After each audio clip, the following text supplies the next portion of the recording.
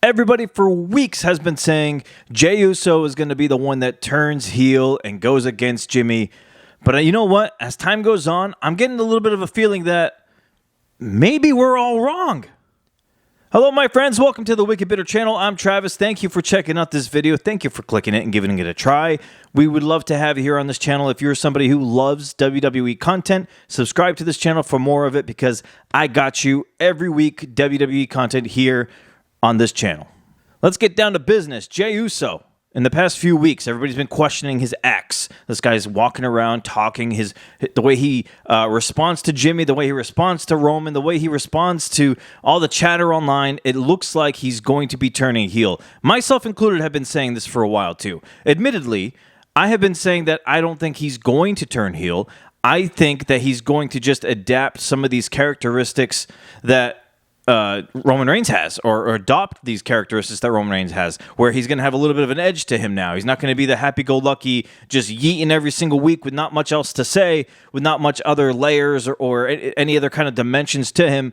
I think Jey Uso is going to have some of these things now that Roman Reigns had when Roman was champion, when he was on top. I think Jey Uso is just going to take some of that and apply it to himself while also still being the happy, fun-loving babyface that he is with the crowd. Because I still think that Jey Uso is too over with the people to turn him heel. And I understand. I know when he won the Battle Royal, people on social media were pointing out that the YouTube video of that, they were like 23,000 likes as opposed to like 9,000 likes or something. Like, it was one of the more disliked videos for WWE on their YouTube channel. I get all that. But the overwhelming majority of fans like Jey Uso. So I still think that overall, he's very much loved and adored by the fans still, where I don't think it's right or would be smart to turn him heel.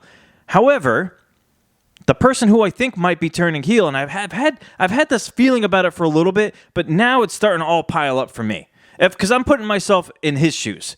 Jimmy Uso. I think Jimmy Uso is going to be the one that turns heel. Put yourself in Jimmy's shoes. He came up in this business as a tag team with his brother, his twin brother. Everybody compared them. They also couldn't tell them apart. They didn't know which one was which.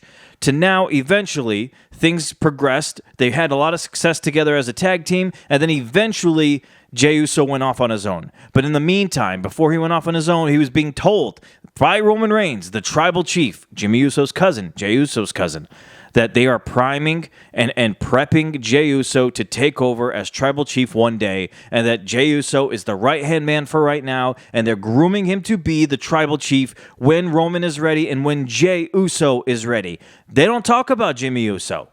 They haven't. They don't care about Jimmy Uso. Jimmy Uso, even up till now, has been a background character ever since not being in a tag team anymore with Jey Uso. Jimmy can't find his way. He's lost in no man's land. He has no plans to be tribal chief. No one's looking at him as the next tribal chief. It's all Jey. Even his own younger brother, Solo, who hasn't even been here as long, has already won singles gold, and Jimmy hasn't yet.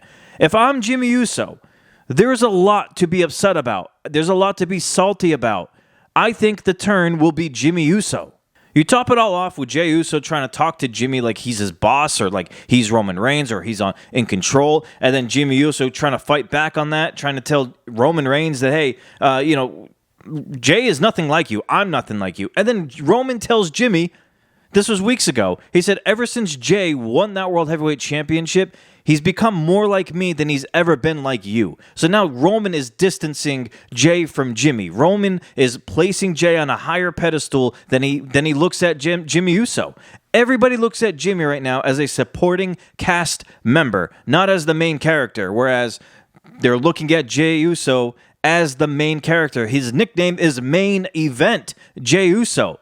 Why would you not be upset if you're Jimmy? Why would you not hold a grudge? Why would you not be jealous? Not to mention Jimmy Uso's wife, who's currently away because she's pregnant, but she was one of the top heels before she got pregnant. Why wouldn't you have Jimmy be the heel for a long time and have Naomi come back and be a heel with him? I think it'd be a perfect matchup. Jimmy's on Raw now too, just like Naomi was at. I don't know. I think it makes too much sense to turn Jimmy into the heel and Jey not into, and Jey keep him as a babyface, but with a little more of an edge to him. Because even on Monday Night Raw, Jey Uso and Jimmy were talking backstage. They're like, hey, man, we're good, right? Look, at the Battle Royal tonight, it's every man for himself. Jimmy said that. Jimmy said it's every man for himself, and I'm going to make sure I win, and you're not going to win, basically. I mean, he told Jey that. They were under the understanding, look out for yourself, because I'm going to look out for myself. And what happens in the Battle Royal? Jimmy Uso saves Jey Uso from being eliminated. But Jey did not return the favor when Jimmy was about to be eliminated. That is a perfect example of Jimmy not taking Roman's advice when Roman kept telling Jey, you got to look out for yourself and forget everybody else. Don't help others. Help yourself. Jey took that advice. Jimmy did not. Jimmy helped others, and Jimmy lost. Jey didn't help anyone else, and Jey won, and he's got himself a championship match now. It just makes too much sense. Becky Lynch's backstage promo, by the way, with Paul Heyman was phenomenal. I'm so glad. I was streaming during this, and I was worried that they were just going to ignore everything that happened with Seth Rollins when it came to Becky Lynch, and that she was just going to move on as if nothing happened, as if she had no connection to the Vision, nothing, or that they did that to her husband. So Becky had her match earlier in the night, and then later in the night, she approached Paul Heyman, and I loved the segment that they had. A lot of people were saying it's Becky's finest work. I disagree a little bit with that because there was a time where Becky was on top of the mountain and literally any promo she cut was better than the one she did beforehand. I'm not saying this one was bad. I very much loved this backstage segment with Paul Heyman, but I'm not going to say it was Becky's best ever. It's up there, though. It's up there. Becky tells Paul Heyman that she never trusted him. Neither has Seth. Seth's surprised that it took Paul Heyman this long to turn on him. But the most important thing here is that Becky Lynch said that when Seth Rollins comes back, he will not go after Paul Heyman, but he will go after whichever Nepo baby Paul Heyman attaches himself to, and Seth Rollins is going to hurt that guy. So I think that's very interesting because when you look at it, Nepo baby, Bronson Reed's not a Nepo baby, but Braun Breaker is. Braun Breaker is somebody who has a family that's in this industry, that's wrestled for a long time. To me, all signs point to Paul Heyman just being with Braun Breaker by themselves, and Bronson Reed, unfortunately, may get the short end of the stick here and has to go do something else. That's ultimately where I think this is leading, Braun Breaker and Paul Heyman being a unit together, which I honestly don't hate. I like it when Paul Heyman is with all of them, or all two, Breaker and Reed, but I just got a feeling here that we talk about the Vision and the future, and Paul Heyman's still throwing out the word the Vision, so if you're talking about the future, it's definitely Braun Breaker and a little less of Bronson Reed. I hope they do something good with Bronson Reed, though. I hope they don't just kick him to the curb. I really do like Bronson Reed, but as far as their timetable together, I don't think it's going to be a very long one. I think it's not going to be long before it's just Paul Heyman and Braun Breaker, but Becky Lynch doing that backstage, I loved it. I am happy that WWE acknowledged it and had them go face-to-face and exchange a little bit of a promo back and forth. And, this is going to get very interesting here. WWE has been kind of cooking the past couple of weeks. Raw has been very good lately, and especially this week on Monday Night Raw. I know sometimes when something happens where it throws a wrench in the plans, sometimes when they pivot and do something different, it's a lot better than what they originally were going to do. And I think that's where we're at right now with Seth Rollins' injury, with some other injuries like Fatu. I think it's opening different doors that we wouldn't have gotten before, and I think it's going to ultimately end up being better and more fun to watch. So I like this. I guess the ChatGPT is really working out for WWE as far as storylines. Type it in there, man. Find out what to do. It's working. Whatever. Hey, fine. I got to give credit, by the way, to Maxine Dupree because I've been pretty harsh on her, and I know I'm a nobody. I'm a fan. I just have a YouTube channel. I just like to talk about the product, but I do criticize and critique things when I watch it, just like anybody does when they watch anything or whatever. But I haven't been a big fan of Maxine.